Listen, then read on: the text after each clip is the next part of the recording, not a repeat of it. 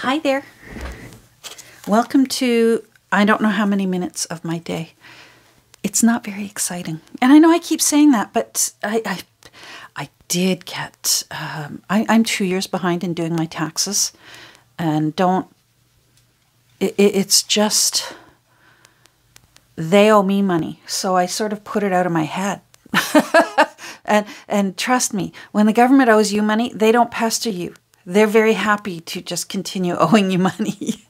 So they don't pester me about file your taxes, because they know it all. It's all can be tracked down computer-wise. Anyhow, they owe me money, so they don't bother me. So, but I am getting it done. It is time. I don't want to get more than 2 years behind.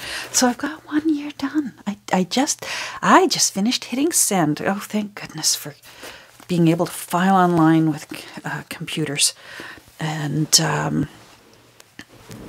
I'll get 2021 done. I'm going to give myself a break. I well deserve it, so I'll probably do it on Monday, and it'll be faster because I just did the previous years, and I asked all my questions out of it. The online program that I use has a hotline that you can phone, and they walk you through it. Well worth it. So that's what I've been doing instead of getting this done. And I'm entitled to some fun time now. I deserve it. I've been a good girl. So, there. So this is going to be the text block for Frida. And these, I remeasured again. These 4 dictionary books that I've been working on. Let me grab Frida so you can see these ones. I remeasured them. 2 are exactly the same size, and then there are 2 that are a different size. So I'm dealing with 3 different sizes. So in the end, these books, although they're extremely close, it's minuscule, but it's enough that affects how many pages are in the finished book, just for my own peace of mind. So bigger spine, you add more pages. So anyhow, so Frida's got a different amount of pages than Meryl had. Now, Mona and Isolde I believe they will end up having the exact same. They are the same size, those 2. But Frida and Mona, they decided to be independent ladies about their size. So you know what? I don't blame them. I'm independent about my size. So if you've been watching me all along, you know that this is how I go about poking the holes in my signatures. Everyone does it a different way. This is the way I do it. I've tried a few other ways. I've tried using an open telephone book. Did not enjoy that. Oh, I better turn this. I didn't give myself enough room. I've tried the We Are Memory Keepers little pokey device. Did not like that at all. But I did get this, so there's that. And then I even ordered a punch cradle off Etsy from a person who makes them. And I just don't like it. And this, I really think that sometimes minimum makes good plain sense. You know, good plain simple makes good plain sense. So this is just the way that I keep coming back to it, and I think I'm going to give myself permission to just stop searching out other ways of poking holes and just surrender and accept the fact that this is how I like to poke my holes. There we go. So I hope you're all doing well. It's funny. I sit in reality. I sit here at my desk and I look out my window. But I do imagine that you're right here in my room, and I'm just talking to you, and that I just talk so much you don't have time to get a word in edgewise. Which, you know, for me, if you knew me in real life, that is a hard thing to do. I am a chatterbox. I always have to be hyper aware to close my mouth and listen to what other people have to say. Oh. I use a keeper pin in one of the holes. I learned the hard way once. I poked all my holes, and even with the paper clips, somehow or other it all came loose, and I was a very unhappy girl. I'm just checking to make sure that my papers are where I like them, because they're not always the exact same size. So there we go. So I finished my sewing so far that I want that will be on the actual pages, like here. I could still probably sew a tip out after it's all sewn together, and just do a little bit of gymnastics with my sewing machine and the free arm, like the little bed part. But it is so much easier to just do it before you sew your text block together. So it's still trying to feel like spring here, which I have a love-hate relationship with. I love spring, but I've got to tell you, I love sleeping at night in the winter. Because I like my bedroom icy cold.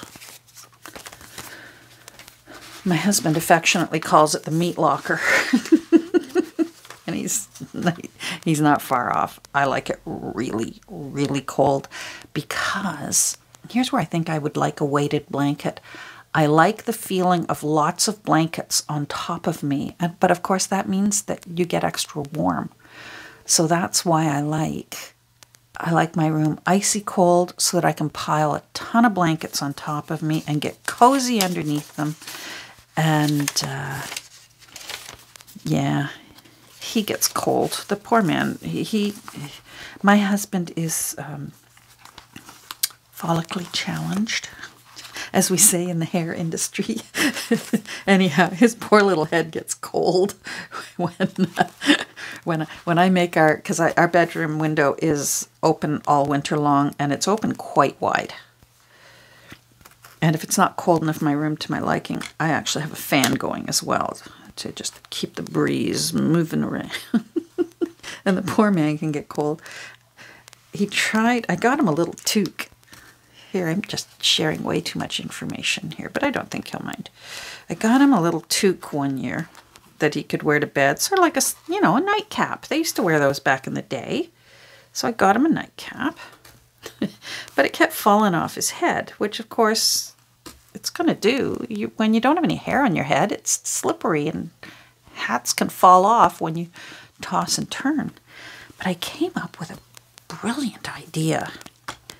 And I call it his pillow cap. And what it is I got one of those really soft, smaller blankets. They usually have them in bins at like Walmart, and they sell them for like $5. And it's that really soft, light, blankety material. And what I did was I simply made like an envelope to slide his pillow into, and then the top part can flip off. So what he can do is when he's laying his head, imagine, here it's like this. It's actually just like this. So, but I sewed a little bit up here and here, just to encourage the top flap to stay down. But what he can do is, imagine this is his little head. Honestly, I should copyright this idea, but I don't have that much energy. Imagine this is his little head. He puts it on his pillow, and he thinks his head is cold. He can reach up, and trust me, he spent a long time trying to find his hat that fell off, and he'd be in the dark trying to find a hat. But by having his pillow on top of this pillow cap that I call it, he can just reach his hand up, because the blanket top part is always there, and pull it over his head. But if he gets too warm at night, he can throw it off. It just stays up there, and he lays on his pillow on top of it. And again, you know, tossing and turning. Oh, I'm cold. Reach up, feel around, find the top of the blanket, pull it down over his head. But he could still toss and turn underneath it, and it doesn't, if it falls off, it's much easier to grab than trying to hunt for a hat in the middle of the night. Anyhow, I thought it was rather clever, and he's been using it for a few years now and loves it. Keeps his cute little head warm. And of course, I don't have that problem. I have enough hair for about 3 people. My hair is very thick. My mom's mum gave it to me. So thank you, Nana, for my thick Irish hair. There we go. So there's that. But yeah, so with the spring coming, yes, I love having the spring weather, but I wish I could have the spring weather during the day, and then I wish at night that it would just get really cold again, so I can open my window and get the temperature in my bedroom down to a meat locker. I mean, I'm not even having hot flashes anymore. Oh my goodness, I'm really talking too much today. Oh well.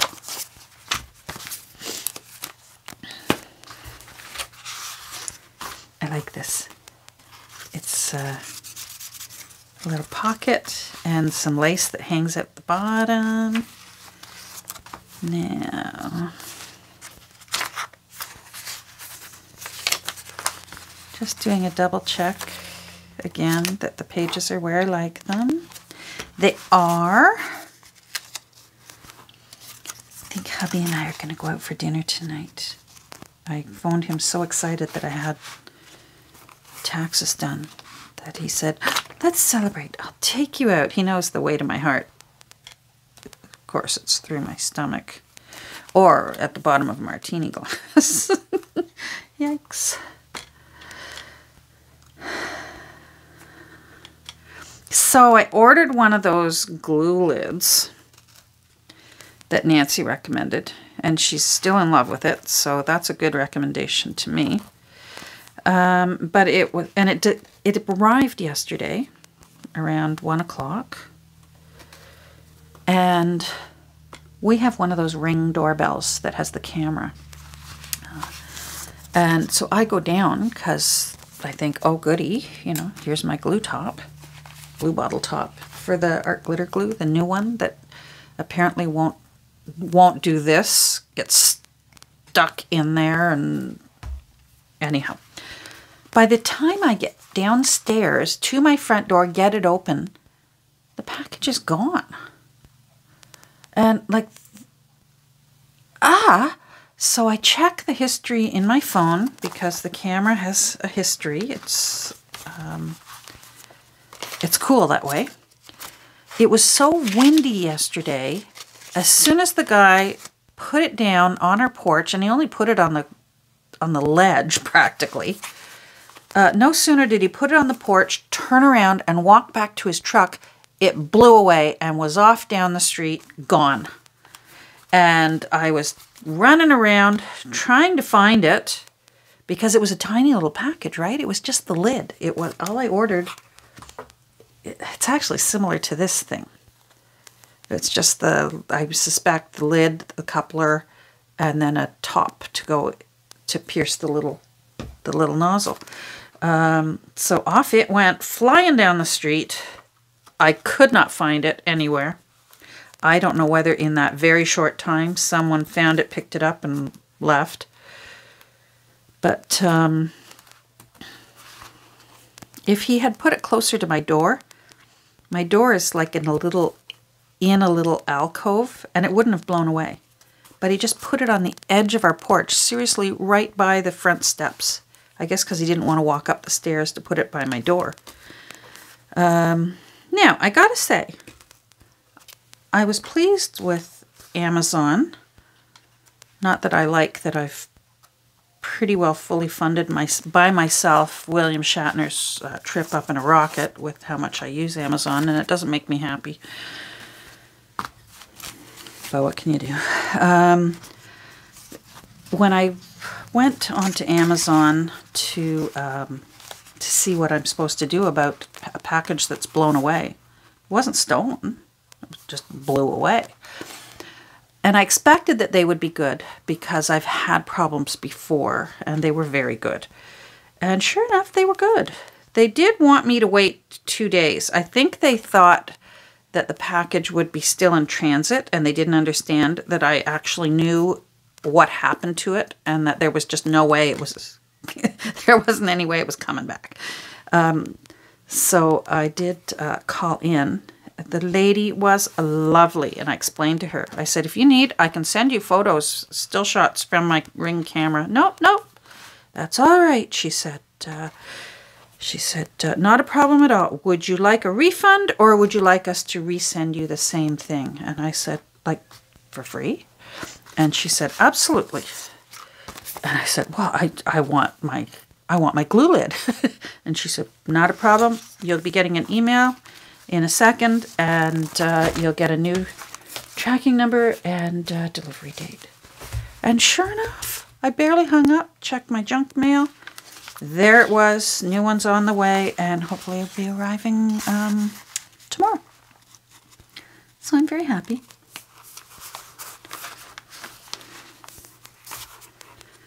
Happy girl. So I guess just to get a new glue lid was well worth contributing to the fund to send William Shatner up into space on Jeff Bezos's rocket. Right? Golly. Oh well.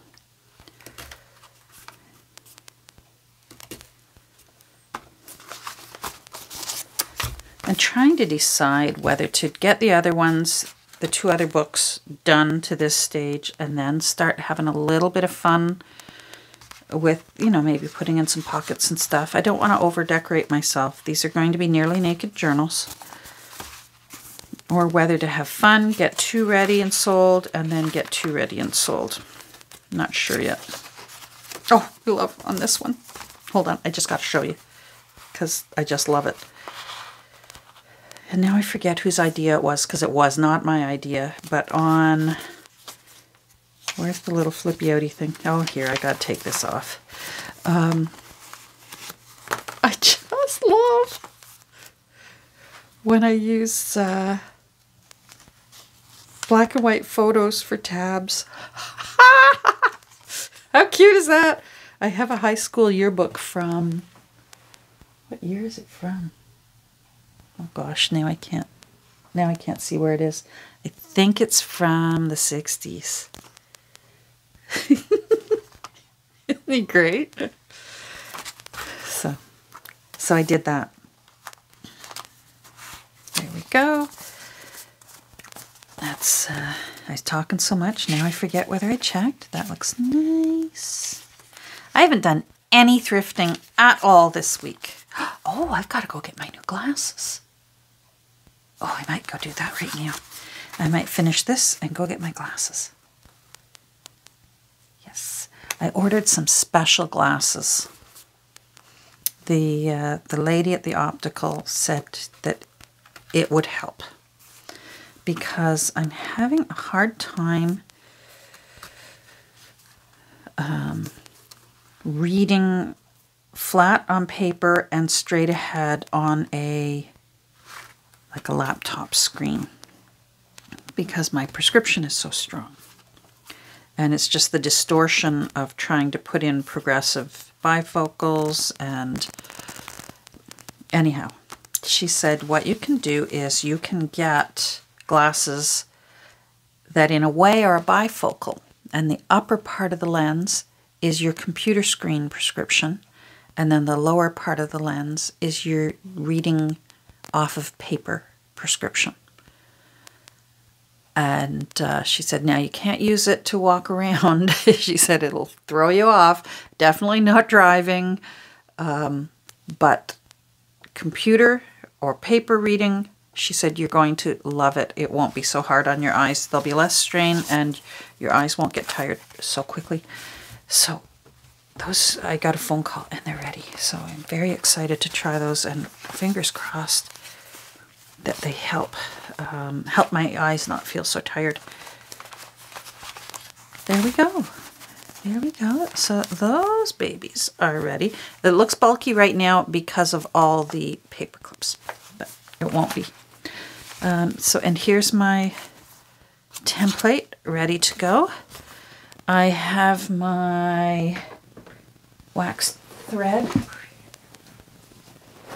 pre-waxed thread ready to go.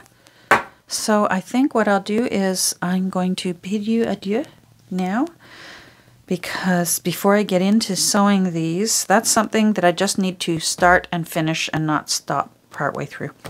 So I think what I'm going to do is leave, go get my glasses, come back and work on these when I got my new glasses. Yay.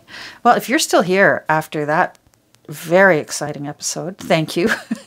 I hope you have a great rest of your own day, and we will get together soon. Take care. Bye.